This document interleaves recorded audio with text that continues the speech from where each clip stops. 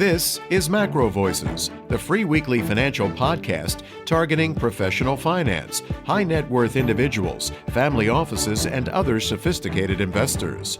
MacroVoices is all about the brightest minds in the world of finance and macroeconomics telling it like it is, bullish or bearish, no holds barred. Now, here are your hosts, Eric Townsend and Patrick Ceresna. MacroVoices episode 388 was produced on August 10th, 2023. I'm Eric Townsend. ECRI co-founder Lakshman Achuthan returns as this week's feature interview guest. We'll discuss the business cycle and why the expected recession is taking longer than expected to arrive, before moving on to discuss whether a new secular inflation trend underlies the transitory inflation from pandemic supply chain effects, which is now receding. And I'm Patrick Ceresna with the Macro Scoreboard week over week as of the close of Wednesday, August 9th, 2023. The S&P 500 futures were down 115 points, closing at 44.85. We'll take a closer look at that chart and the key technical levels to watch. In the postgame, the US dollar index down 13 basis points to 102.47. Pausing last week's advance just prior to the release of these inflation numbers. The September WTI crude oil contract up 618 points to 84.40, broken now to a new 2023 high. We'll look at that chart in the postgame, and Eric will have the EIA inventory data. Gold is down 127 basis points to 1950. The advance has stalled. Will be important to see if the bulls can defend the price action here. Copper down 156 basis points to 378. Dr. Copper continuing to struggle, and uranium unchanged at 56.40. That U.S. 10-year Treasury yield down 7 basis points, closing at 401 points, retracing its advance after hitting a 420 high last week. The key news to watch this week is Friday's PPI inflation numbers and the University of Michigan consumer sentiment numbers. Next week, we have the U.S. retail sales, the Empire State Manufacturing Index, and Wednesday's FOMC meeting minutes. This week's feature interview guest is Lakshman Achuthan. Eric, why did we get Lak back on the show this week? Well, Patrick, there's been a huge disconnect between the brisk rally in risk assets and the recession and extended bear market calls that our expert macro guests have been making in recent MacroVoices interviews. So when the technicals and fundamentals don't seem to jibe, you got to bring somebody in to break the tie. It's not conclusive, but I want to bring Lak in as the cycles guy to look at how a completely different style of analysis jibes with what other people are telling us. Specifically, is this recession everybody's been waiting for still coming? And is the bear market rally really and truly not over yet? Are there really still deeper lows to come? I want to get a cycles perspective because we haven't been getting the same signal from the technicals that we're getting on a fundamental level from our expert guests. And Lak is definitely the man for business cycles and market cycles as they affect financial markets. Eric's interview with ECRI co-founder Lakshman Achuthan is coming up as MacroVoices continues right here at MacroVoices.com.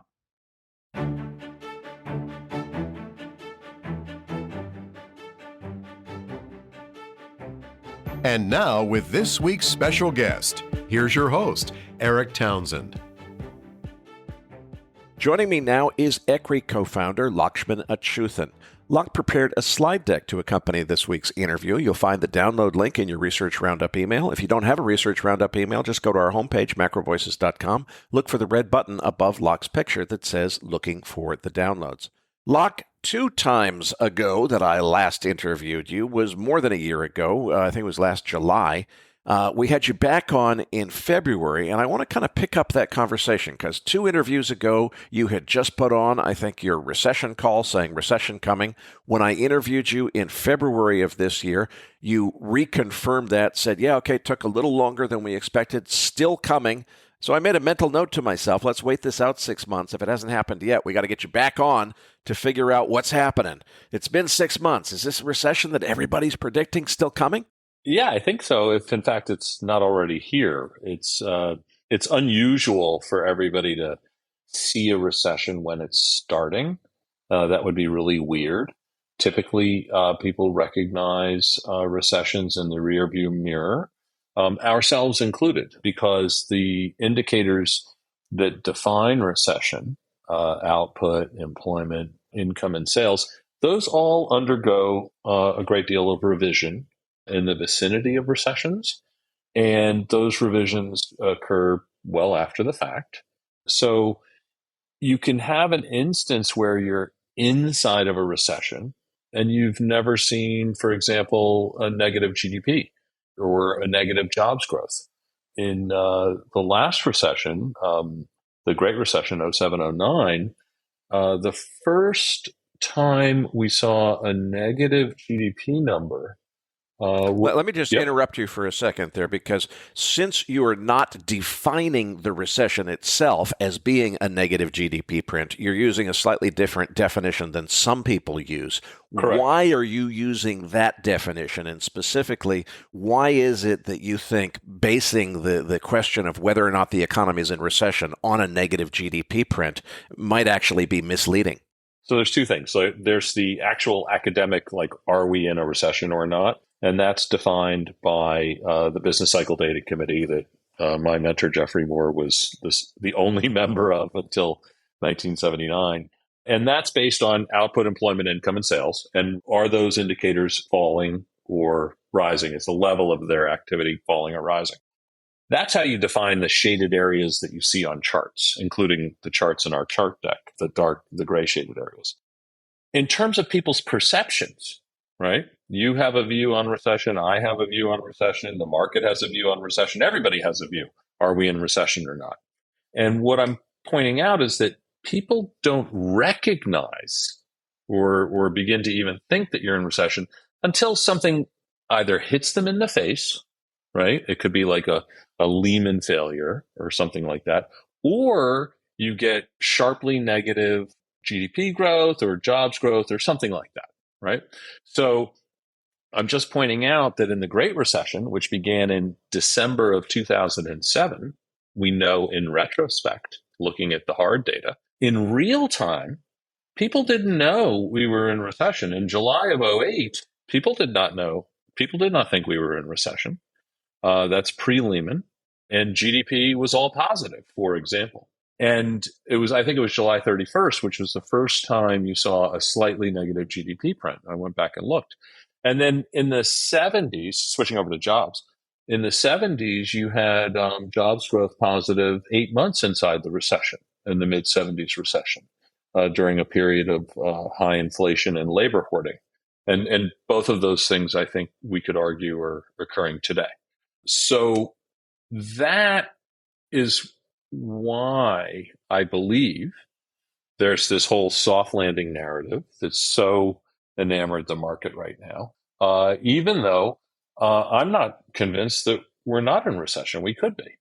Okay, Locke, so it sounds like we are probably already in recession, might not know it. What does that mean, though, in terms of where markets have headed? Because so many of us thought, and so many of our expert guests have really been echoing the same message of, hey, the bear market bottom's not in yet. This is just a bear market rally. You know, it's going to be over anytime soon. We're headed back down on the stock market. That keeps not happening pretty darn consistently after a lot of smart people predicted it for like a year now. Right. What's going on here? It seems like everybody's missing something. Yeah, I take your point. As we've discussed before, there can be plenty, and I'm sure other guests have talked about, there can be plenty of bear market rallies, in particular in and around recessions. That's not unusual. They can be easily double-digit rallies. This is a big one, right? We're 19-something% up, I think, off the low. So we're starting to be a kind of a record-breaking bear market rally, if that's what it is. But record-breaking is something you could say about practically all the charts post-COVID. They're really strange cross currents in the economy post-COVID, and I think it is very confusing. You had mentioned our discussions in February and then in the last summer, and just to reset the table here, the cyclical indicators, and let's say, I'm just going to stipulate that ECRI has a pretty good handle on the cyclical indicators. The cyclical indicators did fall in forward-looking indicators fell in a recessionary fashion. And we discussed that in July last summer. Then, subsequent to that, the Fed started to hike in earnest. Okay, so in a way, that lagged effect of those rate hikes is starting now, I think, to bite on the economy itself, the actual economic activity. It could hit the markets quite a bit earlier, and it did. There was a lot of drama around that. But the actual impact as those higher interest rates propagate through the economy, it's long and variable legs. People could argue, is it shorter this time? Is it longer this time? I don't know. But here we are about a year out from when they really started to stomp on the brakes. And that's kind of a 1-2 punch in a way. We have this big cyclical decline in the cyclical drivers of the economy. And then the Fed and other central banks put on the brakes. And we've seen in the coincident data slowdowns everywhere. They're not accelerations, they're slowdowns, including even in jobs, right? I know jobs growth has been the outlier here, and it continues, but it's slowing. It's been slowing for well over a couple of years now. And the typical kind of cyclical signals that you would see, recessionary signals that you would see out of jobs, are beginning to show up. You have, I think you're pushing a 6% decline in temporary jobs growth. You're seeing the work week, the not the growth rate in the work week, but the level of the work week slipping. And when we look at the very cyclical components of jobs, manufacturing's pretty much flat this year, and construction, the residential side's weak. The non-residential is the one that's bucking the trend. And, you can pretty much think that has to do with the fiscal stimulus into factory building and chips and batteries and things like that. That there's been a lot of money pushed in there that the private sector has also jumped on, which has created some positive activity in the non-residential construction area. So that's the lay of the land. When we look at other coincident measures of the economy, they're pretty much to the downside. And the deck that we brought and are sharing with listeners today kind of speaks to a lot of those cyclical kind of observations you can make about the economy. We talked about the recession cycle. I want to move on now to the inflation cycle, which we also talked about in your last two interviews.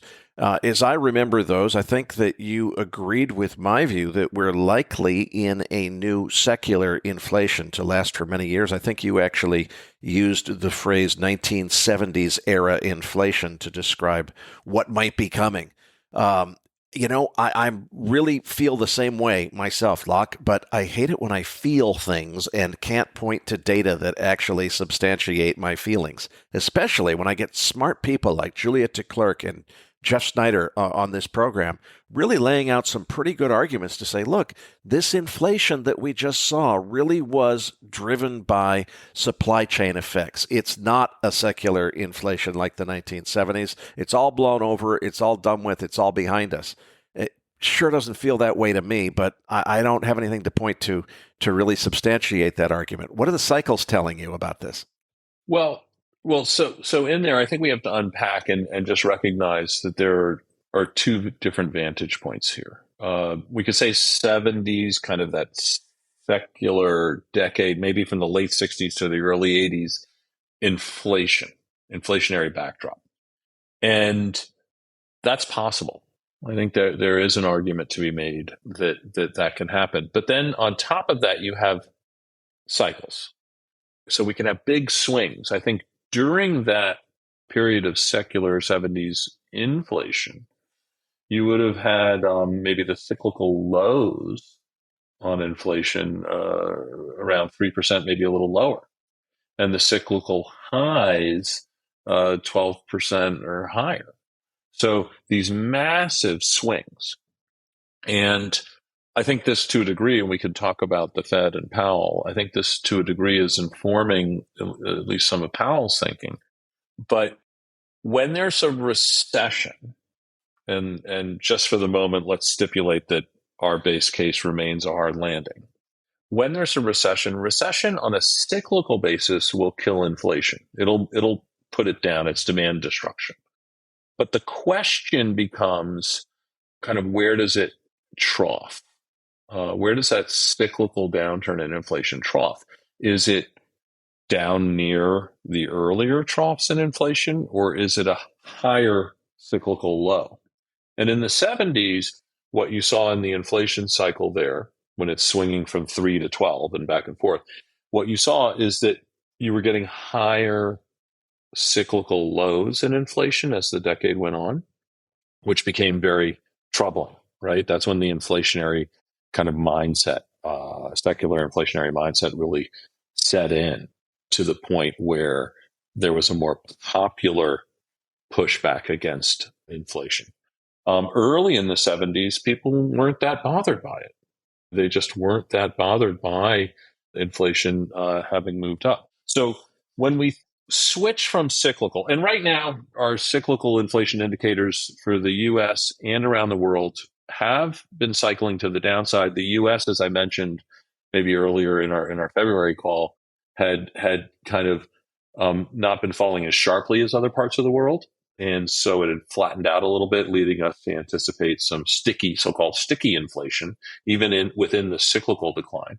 And we can get into what's going on there, but there's some wages and housing stuff. But on the structural, now I'm switching gears to structural inflation, secular inflation. There's several things that would argue that maybe inflation ends up being a little bit more problematic than in the last decade or so. One is productivity growth. I know everybody's excited about AI, but in the meantime, until whenever that makes some meaningful impact on productivity growth, our productivity growth is horrible. And just because the last reading came in a little better doesn't mean anything. When you look over time, over years, or even decades, our productivity growth for services, for manufacturing, and for construction are just embarrassing. It's bad. It's really, really bad. And that means, for example, today, it takes 2 construction workers to do the same job that one did in the 90s. Now, there are multiple reasons as to why that's true, but that's true. And that's very, very difficult if you're trying to keep inflation down. That's a difficult reality to deal with. Construction productivity is the worst. Manufacturing's in the middle. It's pretty bad. And even services productivity growth has been deteriorating quite a bit. And all of those are inflationary kind of developments.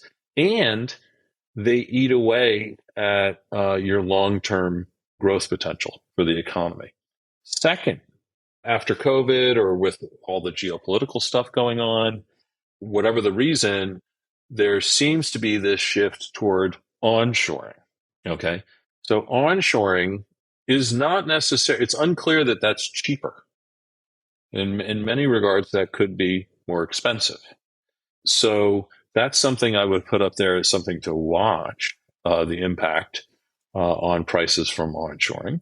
And then probably the nearest biggest thing to get around is the huge kind of hit we took to the labor supply in the United States. And so there's things related to COVID that have limited supply, to immigration that have limited the supply of labor, and early retirement or whatever's going on with people who are right near the retirement age.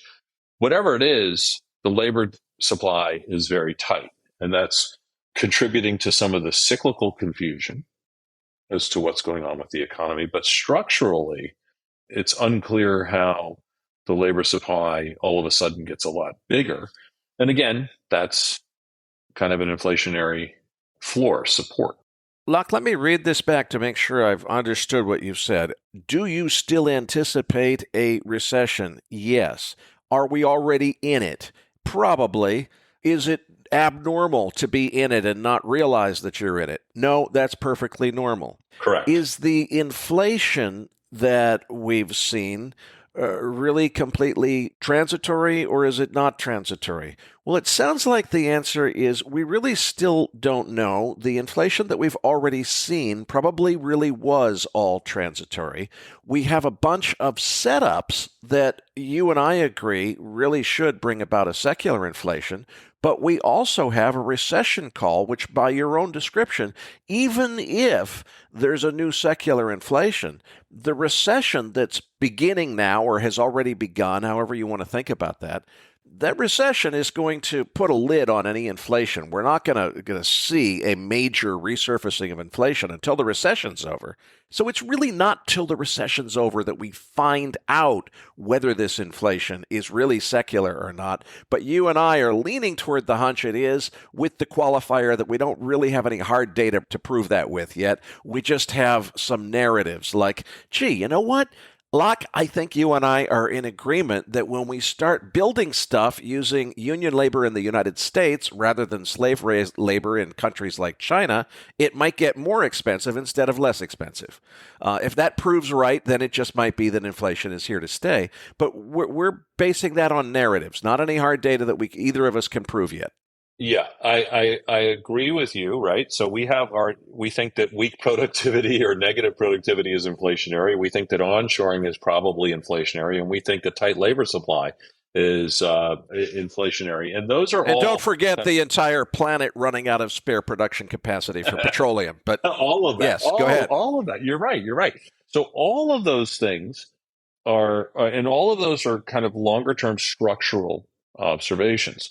Now, on top of that, we're mostly running, for most of the world, free market-oriented economies. There's a lot of intervention by governments or whatnot in various ways to try and mess with the cycle that is part of free markets. But that cycle is more powerful. It is more powerful than any of these governments or interventions. So we're trying to see through all of that. We see cycle downturns. The reason I look to the 70s, I don't have a lot of other examples to look at, but you look at the 70s and we can see the cycles in inflation. And I think the tell will be about the secular inflation.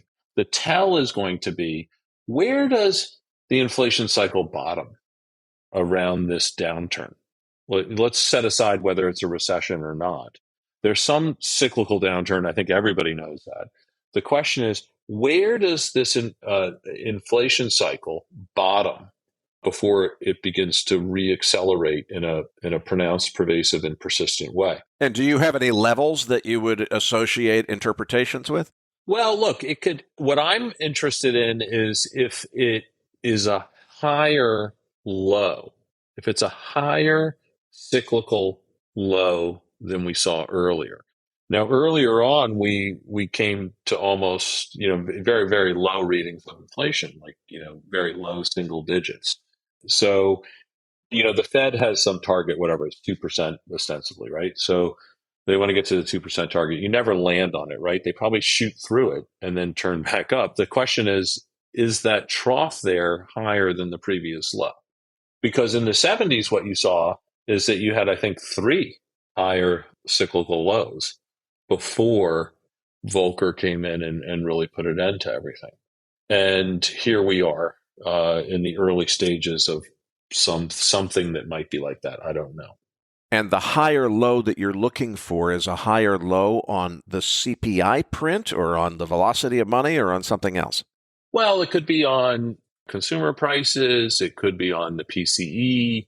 It could be on producer prices. Those are all going to kind of trough around the same time.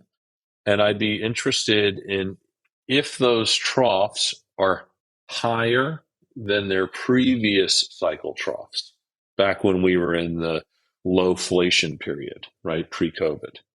And if they are like, hey, yeah, that's I can eyeball that and that's noticeably higher, then we may be setting in some kind of new inflationary base. And the ingredients for that may be weak productivity. It might be onshoring. It could be labor supply being constrained or other types of supply being constrained. But we just don't know yet. I want to take the other side for 1 second, which is if we've got this really low productivity growth, which we're observing as best we can, right? It's hard to measure and all of these things. It's definitely hard to forecast. But if you're in this low productivity environment and you've got relatively weak workforce growth, and both of those things have been present for quite a while now, then your long-term growth potential is limited. And so that's something that may just keep activity and even prices down despite all this stuff. So the secular long-term or structural stuff, very hard to predict, right? We can tell narratives around it, but what we can monitor much more actively is kind of the cyclical risk. And on the cyclical risk for the time being, it's to the downside. Locke, let's dive into the chart deck and look for some of the data that confirms the things that we've been talking about.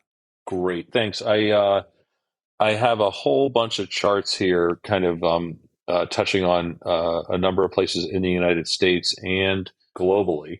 We've talked about in our past conversations about labor hoarding and money illusion and all of these things that are kind of mucking up the indicators and making things quite confusing right now. But one of the things that I thought was quite interesting in the data and in this current cycle is this slowdown that we're having in the service sector. And I have a chart on that in the slide deck on slide 5. And typically, it's interesting. In the chart, we're showing the coincident measure of non-financial services and our leading indicator of the non-financial services sector. And that's where most people work. And I think one of the things that's been confusing people is that most cyclical indicators tend to be oriented on the manufacturing, the hard side of the economy. And we've been monitoring cycles in the service sector since the 80s. So we've been watching these cycles for a very long time. One of the things to notice is the coincident index growth rate on the bottom of the chart. It's come down a lot, but it's holding above zero. And you see that blue line, it's come down pretty darn hard. Now, this is fairly typical where it can hold above zero. If you look at the indicator in front of prior recessions, service sector growth often stays positive into the recession. And this current performance is probably augmented by this whole kind of YOLO summer that we've been having. Consumers are just, by hook or by crook, they're going to indulge in travel and leisure. And we've been seeing that. I think that's kind of holding that up. But when we switch to the leading index, the kind of plunge you've seen there, it's just recessionary. There's no other way to cut it. And so that is this big part of the economy where all of us work, and it's still cycling down pretty darn hard. Now, you've all heard the next slide. You've all heard about how like the consumer is 2/3 of the economy, and it's definitely accounts for a lot of GDP growth. People have been, the whole soft landing narrative is built around strong consumer, means strong economy, and therefore soft landing, not hard landing. But when you look at this chart, you see that the pattern actually contradicts this completely. Consumer spending or personal consumption expenditures, it was definitely the biggest contributor to Q2 GDP growth. Absolutely, no argument. And you see it's been surging as a percentage of GDP in the wake of the COVID recession. It's near an all-time high of almost 71%. And so you're like, yeah, the consumer is awesome. We're good to go. But the catch is that this is exactly what happens around a recession. Consumer spending as a percentage of GDP always soars in the run-up to recession. And it typically stays in an uptrend until after the end of the recession. And meanwhile, gross domestic private investment as a percentage of GDP, like what are businesses doing? That's been falling despite all the factory building, despite all that CHIPS Act and all that other stuff. This thing is just plunging. This is typically the pattern you see right going into or inside of a recession. Consumer spending as a percentage of GDP is strong, investment collapses. And that's what's going on right here. And now, sticking with consumption, moving on to slide 7, we take a quick look at Apple because it's in the news. And here is kind of a snapshot of discretionary consumer spending. It's iPhone revenue globally. And so here you see a lot of growing weakness. Tim Cook said in the most recent call that, and I'm quoting here, the smartphone market has been in a decline for the last couple of quarters, and it's a challenging smartphone market in the U.S. currently. And you can really see how these have been faltering, and it's a clear cyclical downturn. The shaded areas here are growth rate cycle slowdowns, periods of slowing U.S. growth. Totally a discretionary purchase, makes perfect sense, common sense in your head. Next slide, moving on to slide 8, I want to take a stab at what's going on in the jobs market. Here, this has been a big puzzle for everybody. Jobs are strong, so the consumer is strong, so everything's great. So I've already talked about consumer spending, and we've already mentioned that jobs growth is the slowest in over 2 years, but still people think it's solid. This is one of our cyclical indicators, a cyclical labor conditions index, and it shows that the job market is hollowing out cyclically. That's how I would describe it. This index always turns down decisively before recessions. So it's really interesting to see how strongly it has dropped since last year. And again, this is from a purely cyclical directional point of view. The labor market is weakening the way it does before recessions, even as non-cyclical factors are supporting employment, like the labor hoarding we talked about earlier. So the question we have right now, we see the cyclical impulse in the labor market. The question is, how long can non-cyclical forces hold up the labor market in the face of this kind of hollowing out that's showing up? And that's an open question. Maybe it's next month or the month after that we see the cracks starting to appear in terms of the headline jobs numbers. But this is a crystal clear picture on the direction of where things are headed with cyclical labor conditions. And of course, it's not just the US where things have been weak. If we go to slide 9, if listeners look at slide 9, you see the problem in the second largest economy in the world. This is China. And here we have our Chinese leading index of industrial production growth. And China is just not able to be a source of demand for the global economy. There was a lot of hope at the beginning of the year when they reopened that we would be off to the races and the recovery was here for the world. And this insight into the industrial sector of the Chinese economy really gives lie to that narrative.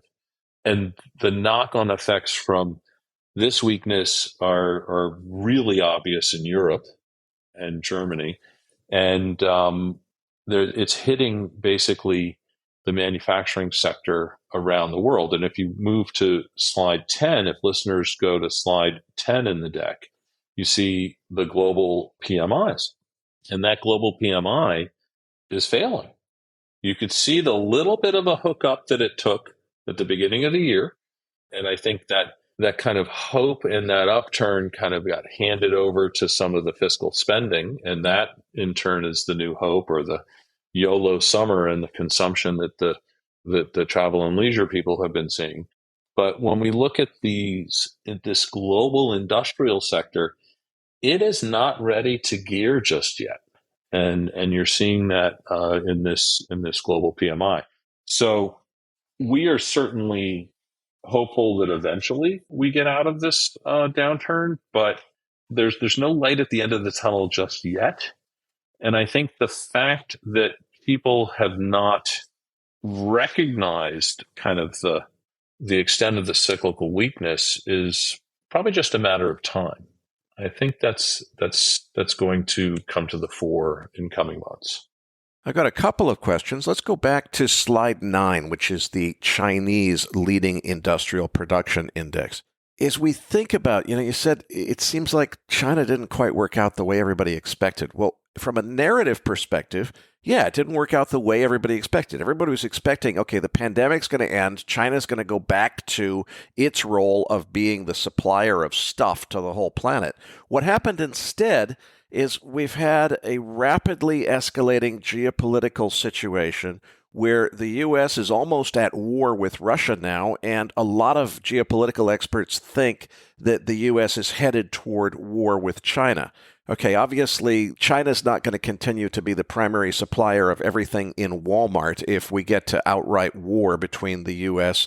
and China. So it seems to me that there's been a major disturbance in the force, that China's role in the world is changing quickly because of what a lot of people think is a coming escalation of tension between the United States and China geopolitically.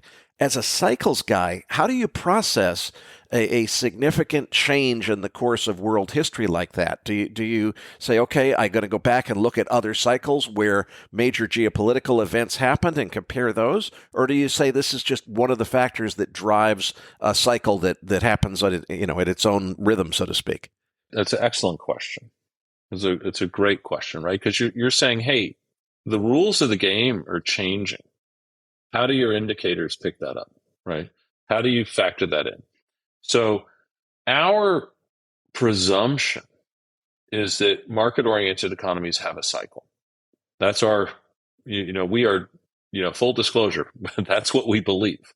And therefore, we've developed leading indexes, what we think are very good leading indexes, that monitor the strength of the drivers of the cycle.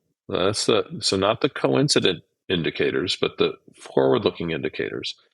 If those are selected well and in a diverse way, and I think that they are, that's what we spend our time doing, is thinking about that, then implicitly they ought to be picking up where the tire meets the road on the geopolitical tension, the onshoring decisions that have been made, the market forces that are in play. And we, on our economic indicators for overall Chinese economic activity, they went up and they said, okay, the recession there is over. Mind you, that was the first recession since Tiananmen Square. Okay. Not a lot of people know that, the one they had just the year before. So we say, okay, recession's over. What's going on inside of China? Okay, it's the service sector that's gearing a bit because people got let out of their houses, right? But what's going on with this industrial component where they plug in to the world economy? And that never geared. You could see on the chart on slide 9 that leading index of the industrial sector in China never got traction, regardless of the reopening.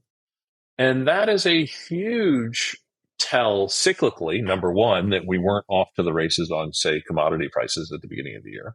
And that two, this is implicitly picking up maybe the front edge of the geopolitical tension or the onshoring.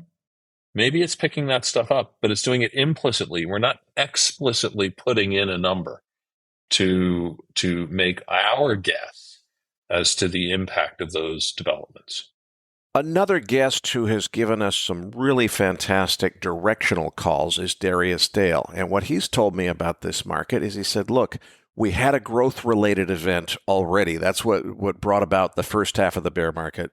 It's a credit event that's going to bring the second half. And I said, wait a minute, Silicon Valley Bank didn't count as your credit event? And he said, no, because that really was a banking liquidity thing. He's talking about in credit markets that there is some kind of disruption that brings about the next leg in the stock market.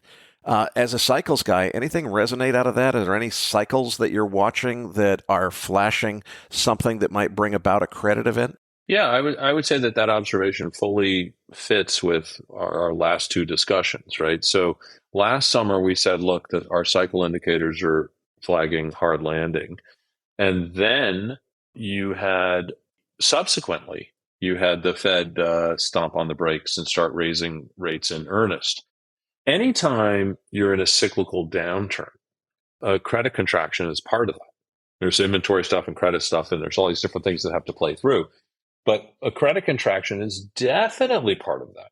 So the Silicon Valley banks and these things will get some headlines, and it is what it is. But the real credit event is that your mortgage rate is up, or that your car payment is up, or that when you go for your private equity loan, it's tougher, or they're not loaning out. They've got to fund everybody who's in their portfolio already. That's where they have to use their cash to keep them afloat to the other side of the cycle. So all of these credit issues are happening. That's why cash is king in your recession, right? That's when you can, if you have the cash to go shopping during a recession, you can get some good deals. And so I think this cycle is definitely different. There's lots of record-breaking charts post-COVID, right? Because of all the extremes we saw there. I think this cycle is maybe taking a little longer to play out because of all sorts of extremes post-COVID and post-QE, but it's not unexpected. Locke, I can't thank you enough for a terrific interview, but before I let you go, please tell our listeners a little bit more about what you do at ECRI, which stands for the Economic Cycles Research Institute, how they can follow your work, and what services are on offer there for our institutional audience. Sure. Well, we do cycle risk management with institutional clients. We're probably different from some others in that we've been doing this for now. We're well into our third generation of doing this cycle work, and we're covering 22 economies on growth and inflation. I think some of the most interesting stuff for the United States can be what's going on abroad. And businesscycle.com or Business Cycle on Twitter or Economic Cycle Research Institute on LinkedIn, and you can find us, and we'd be happy to talk to anybody who is interested in working with us. Patrick Ceresna, Nick Galarnik, and I will be back as MacroVoices continues right here at MacroVoices.com.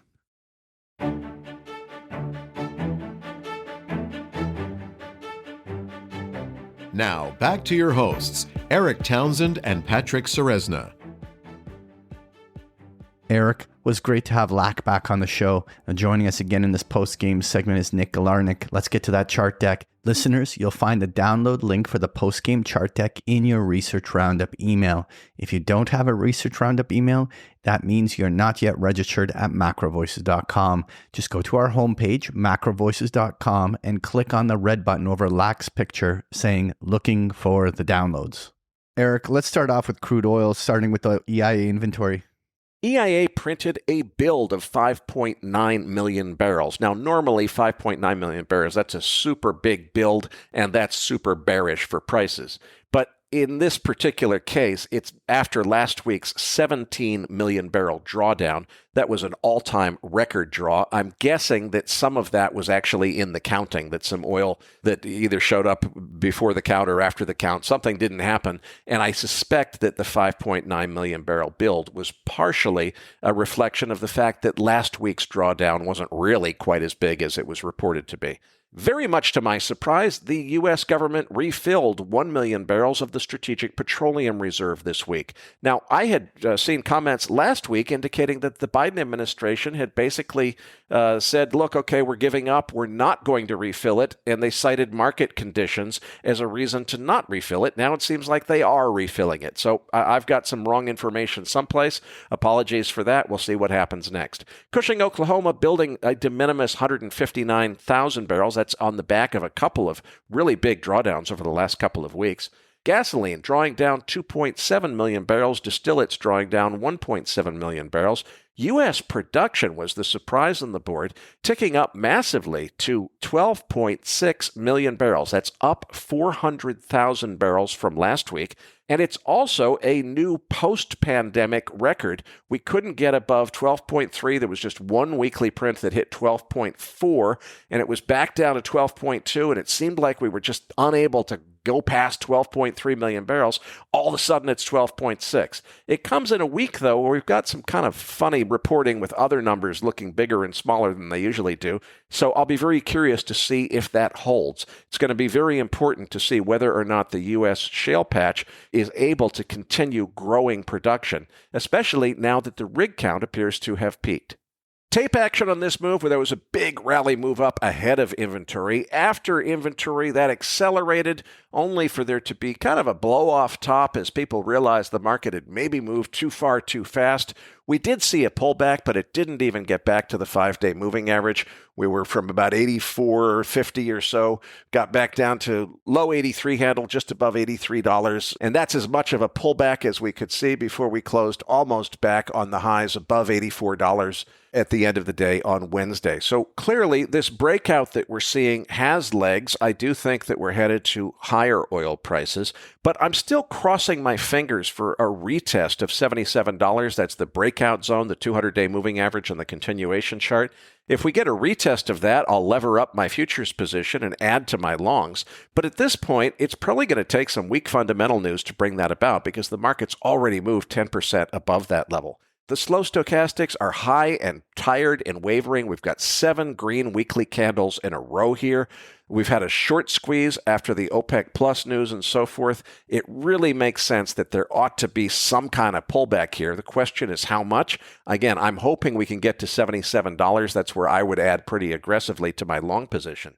Meanwhile, our friend Dr. Anas Al-Haji says no $100 crude oil in 2023. His thesis is the market's going to stay range-bound, with OPEC and particularly Saudi Arabia setting the floor on prices by cutting production in order to get to the price level that they want. I agree completely with Anas on that.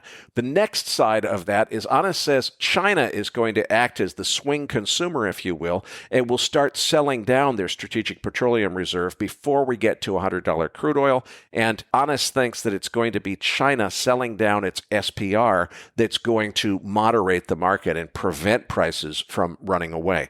He might be right about that for the rest of 2023, but I'm convinced a day of reckoning will come eventually, and unfortunately, I think it will come in the form of China and Russia deepening their military and geopolitical alliance, and potentially someday if Russia and China, and heaven forbid if they get OPEC on board with them all working on the same team. If they want to starve the West for oil, they will have an almost unlimited ability to do that. So I think that it is entirely possible that China will act as swing producer, but the power that they're going to gain to not act as swing producer, not burn into their strategic petroleum reserve, and allow prices to run higher is eventually, I predict, going to be used against the United States as a tool of economic warfare. So I think we are headed ultimately to much higher prices. How long that takes is a matter of time, but it seems like at least the initial move is upon us. Yeah, Eric, looking at this oil chart, it's pretty impressive. We have broken out to new highs for 2023 and certainly broke substantial resistance levels. And I'm with you completely on a retest of a retrace. The 200-day moving average is down around that 77. But to me, what's interesting will be simply, will crude oil stop the pattern of making lower lows and lower highs? And at this stage, with a higher high, what I want to see is that a pullback occurs. And when it does, it is bought on dip and really solidified that a new uptrend is underway. If we do have any correction, usually oil has corrections in the $5 to $7 variety. So that $77 level is right in line with what it was a typical correction. If we see that bought on dip, that really puts $90 in play for sometime in the second half of this year. Will be really interesting to see if that gets there, but I am generally bullish. Obviously, I prefer buying dips, so we're going to need some sort of pullback to kind of issue a new buy signal, but the trend is definitely your friend here. Nonetheless, let's move on to equities. What are you thinking here? Well, the market finally took a pause this week, but the 100-point pullback on the S&P is just noise, in my opinion. If the bearish case that so many of our guests have argued is going to be proven right, that needs to happen pretty soon. And the ride from 4,400 to 4,600 happened so quickly, in the blink of an eye, that we could be back to new all-time highs just as quickly as we got from 4,400 to 4,600. So I'm still sold on the bear arguments making sense fundamentally, but they haven't been playing out in the market yet. On the other hand, from a seasonality standpoint, crash years in the stock market usually involve a top in August, escalating volatility in September, and then October, of course, is the month that everybody remembers. So if the bears are going to be proven right in a big way in Q4, well, the market top coming in August would make perfect sense. So far, though, I don't see any sign of this topping. What I see is an uptrend that's pulling back just a tiny bit, and it's probably going to move higher. Doesn't make sense to me, but at some point, I think we will see a big bear trend. I'm waiting to see it materialize, though. Yeah, the window to the upside still somewhat remains open, but let me get to that in a moment. First, let's get Nick in the conversation and just find out where the levels are. Nick, what are you watching here, bud? So on SPX right now, the spot price is around 44.70. The call wall above is at 45.50, and the put wall below is at 4400. We have an implied move for next Friday's August 18th OPEX at plus minus 80 points. That puts our upper expected move at 45.50, right where the call wall is, and lower expected move at 43.90, approximately right below that put wall. Key resistance is at 45.50. Key support is at 4400, 43.50, then 4300. Right now, I'm inclined to think that we're going to see a bit more downside perhaps to that 4400 level, given that we've broken below 4500, as I mentioned last week. I do see a window of weakness into the September OPEX as well, which we'll discuss perhaps next week. But right now, given the earnings season has kind of finished off and we've seen somewhat weak numbers overall, I'm not too impressed. And I do think we see some weakness perhaps before some more strength. Yeah, Nick, in principle, I agree with you. The chart on page 4, I have the S&P futures, which are trading just slightly above the spot price you were talking about. We're trading right at 4,500, and we're recording this just as the CPI numbers were released. And the first reaction of the market was to strengthen off of the CPI numbers coming in line with forecasts, and the dollar initially did weaken on that. But what to me, this 4,500 level on the futures themselves is a very critical level, because if we look at a lot of typical market corrections that would last about a week, they would be about a 100-point variety, and they typically would be bought on dip. And we're right at that critical level right now, that if this was a bull continuation pattern, this was just like a flagging formation, we should see a bull impulse, running this market to 46 or 4,700 on the upside, like Eric was just referencing. But if 4,500 is given out here, if let's say the selling this morning is given back and we start trading below that level, I think 4,400 is too conservative of a short-term low. I mean, if you just use the analog from the February market correction, that was a 300 plus point drop that lasted about a month. If this level is given out, and we're talking about in the next couple of sessions, then it's very likely that the entire month of August could see pullbacks even as low as 4,300 on these S&P futures, where the Fibonacci retracement zones lie. And the thing that I'm asking the question, though, is that if we give out 4,500 and start this, have we seen the swing high or the intermediate high of this market? And is this entire advance that's been going on since October of last year over? Now, that is too early to speculate. Like Eric was saying, we could slingshot right back to a fresh new high on a moment's notice if this level turns. But this is a very toppy market, in my opinion, and the breadth is starting to narrow. And so topping formations here can start to form, but it may take much of the rest of the summer in order to really solidify this. So it's certainly going to be a conversation we're going to have over the next coming shows. Moving on, though, to the NASDAQ, what are the levels you're watching on the Qs here, Nick? On triple Q right now, the spot price is 369 approximately. We have a call wall above at 380 and a put wall below at 365. Now, the implied move for the August 18th OPEX, which is next Friday, is plus minus 10 points. So the upper expected move is 379. and the lower expected move is 359. And we have key resistance above at 400 and then 409, which are the all-time highs. Key support below at 370 and then 360. And again, as I mentioned in previous weeks, I do see weakness coming in tech. I'm more favoring the small caps. But again, as you mentioned previously, if the breadth weakens, we could see a decline in broad markets, and that would coincide with a decline in the Nasdaq as well, and probably a larger decline than the S&P, for instance, because it's more volatile. So, earnings, I found, again, were pretty overall weak if you went into the reports themselves. And I think that Q3 is going to be even worse than Q2. So I don't see really any inclination to go long on a lot of these big tech names. Again, I could be wrong, but I'm sticking with it. And I do think that small caps are the better place to put your money right now. Nick, the only concern I have about the idea of the small caps outperforming is if Lack was right during the interview that we may be already in the midst of a recession. Small caps have always been the kind of middle America part of the stock market that often is most impacted by a recession. And so, even though the Russell has done quite well in the last 2 months off of those lows, it has been overall a very weak index on a relative basis. And if for whatever reason we found ourselves trading all the way back to 1800 on the Russell, it would certainly start doing some technical damage. So I actually am much more inclined to be more just degrossing equity exposure rather than sector rotating or rotating into different parts of the equity markets. And so I would generally just say taking a risk off is my inclination.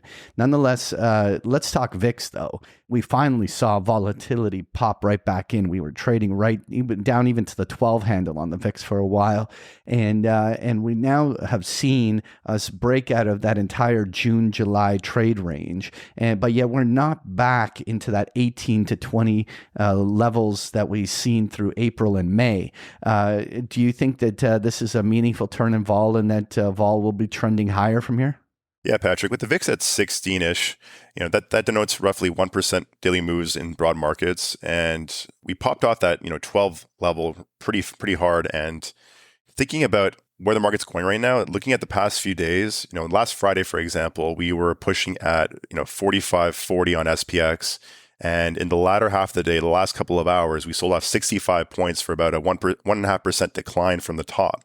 That to me is a signal that we're going to see more volatility. Again, yesterday we saw a very similar move where we declined about almost 1% from the top to the bottom, recovered that, and then sold off into close again. So I'm seeing a lot more volatility in intraday, which to me is indicative of more volatility ahead.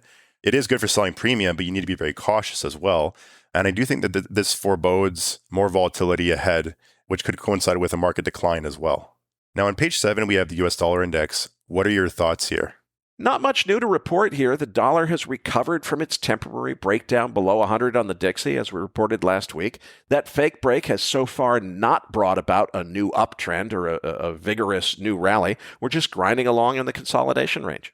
I find it very interesting where we are on the dollar. Now, while we certainly have seen a substantial retracement of that very ugly July drop, where we dropped from almost 5 points to the downside from that 103.5 down towards towards 99. But one of the interesting things about the current rally is that we basically saw about just over a 3-point bounce higher up towards 103 on the dollar index. What's interesting is that if you look at what happened in the dollar rally back in May, we also rallied about 3.5 points in about 23 days or roughly 3 weeks. And so this resembles a lot of the same type of a market bounce. And back in May, that rolled over and sold again. And so the question is, are we seeing a similar style scenario where we just had a market react from an oversold condition and it just rolls over and sells? This is going to be the part to really watch here. The way I look at it, the little weakness that we got here after the CPI print that is trading us down to this 102 level, we want to see whether the bulls defend this. If this is a legitimate bottoming formation on the dollar, and we are destined to be far more in the trade range of that we've established throughout the entire year, that's sort of 101 to 105 level, then the bulls will buy the dip here. And so we're going to see in the next 1 point lower on the Dixie whether or not that pattern starts to emerge of all dips being bought and the price action gets back towards the top end of the ranges. If Lack is right about the recession call and the risks of that, I still am in the view that the dollar will do relatively well as a safe haven asset during a risk-off impulse. And the real question is, when do we see some sort of a risk-off impulse get underway? Right now, the dollar is not showing any sign of the market being nervous, but will the lows stand here? And the level to watch, in my mind, is definitely the 101 level. Now on page 8, we have the gold futures chart. What are your thoughts here, guys? I remain extremely bullish long-term, but I think the correction that gold is undergoing probably has farther to go to the downside. We saw a nice rally after many market participants convinced themselves that surely, after the Silicon Valley Bank debacle, the Fed would never dare to raise interest rates ever again. Well, now that the markets are back in touch with reality and no longer expecting an imminent reversal of Fed policy, gold is hunkering in to weather a monetary policy storm that could last another year and could involve 2 or 3 more rate hikes before the Fed is eventually forced to cut rates despite persistent inflation. I'd also like to point out a charting anomaly which I think is affecting the gold market right now. Normally, gold traders don't give much attention to the contango and backwardation in the market. You have to roll your position forward when the contract you were trading expires, but the difference between the contract that you just traded out of and the one you traded into is like $1 or $2. Nobody cares, nobody pays attention, it's not important. That's because we used to have zero interest rates. But now that we have zero interest rates again, the August gold futures contract, which is expiring, is trading at a $40 discount to the December contract, which has become the new front month contract. So that $40 difference completely changes. The guy who's got the August contract still on his chart is looking at something completely different from the guy who's rolled his contract over to the December contract, and he's looking at a different price. So what does that actually mean in terms of the market? It means technical analysis is going to get a little bit less reliable in the gold market for a while because different people are looking at different charts that say different things. And therefore, the self-fulfilling prophecy aspect of technical analysis isn't working very well. Yeah, Eric, it was interesting that roll from the August to the December contract did a pretty big gap on those charts. But the interesting thing in general, though, for me, I mean, let's just analyze the December chart on its own so the continuous doesn't factor in. We're trading right back to the June lows. And generally, gold has not really moved strong off of those lows that were established in June. And so generally, gold is in a very distributive pattern, rallies failing, and this usually indicates that there is some more weakness to come. And this kind of fits that bigger intermarket story because gold does best during an easing cycle when things have already broken.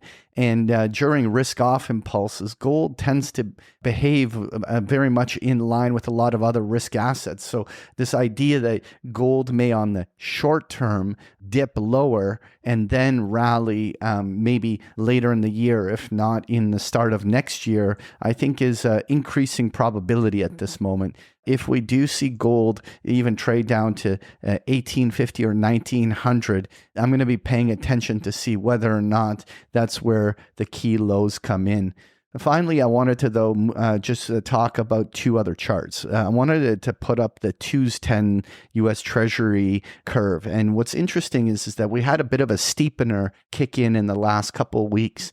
And the thing is that what drove that steepener? It wasn't a bull steepening. And this is important because a lot of those that have been waiting for this curve to steepen as some sort of evidence that we are in a recession or that the market's about to break. I don't know whether I would trust this one, because ultimately this came on a break of the 10s more than it was a bull steepener with the 2s already starting to sniff out the recession. And so when I see that this really starts to move more on a bull steepening basis, then I would put more significance on it.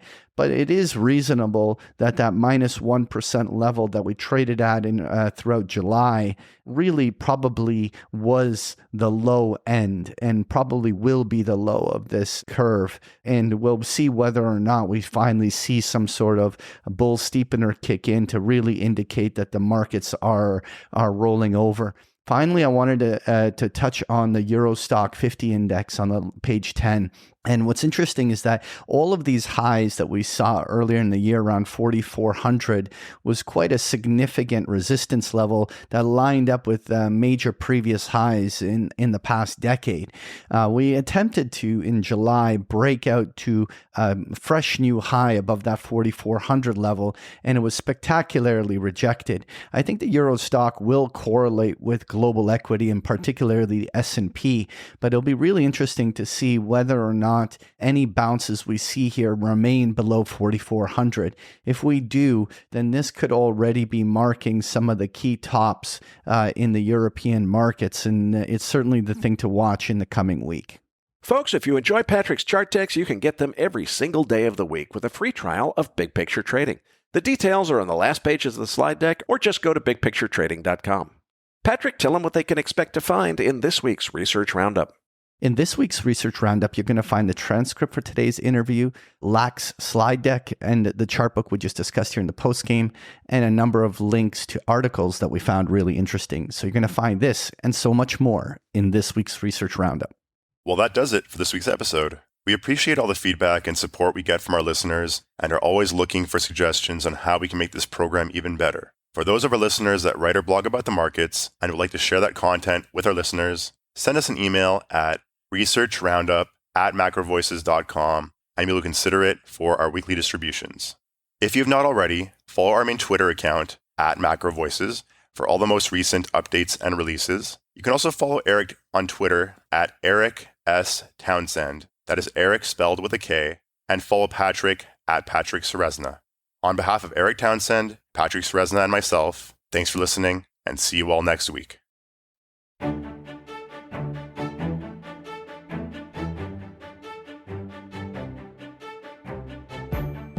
That concludes this edition of MacroVoices. Be sure to tune in each week to hear feature interviews with the brightest minds in finance and macroeconomics. MacroVoices is made possible by sponsorship from BigPictureTrading.com, the Internet's premier source of online education for traders. Please visit BigPictureTrading.com for more information. Please register your free account at MacroVoices.com.